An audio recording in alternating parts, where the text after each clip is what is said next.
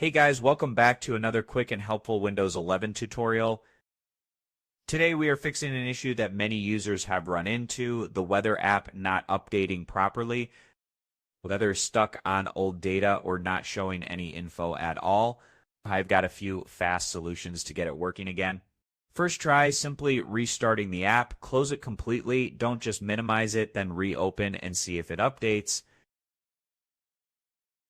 Sound basic, but you would be surprised how often that alone does the trick. If not, let's check your internet connection. The weather app needs a stable connection to pull in new data. Open a browser and visit a website to make sure you're connected. If the internet is working, let's move on to resetting the app.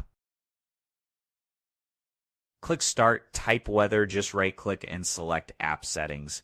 And scroll down and hit Reset. You will see a warning that the app's data will be deleted.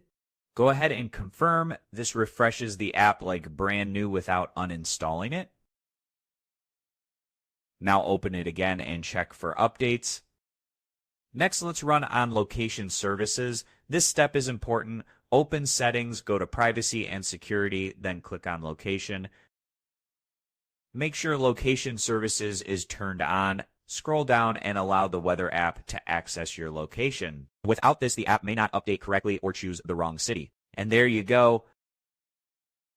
One of these solutions should have fixed your weather app not updating on Windows 11.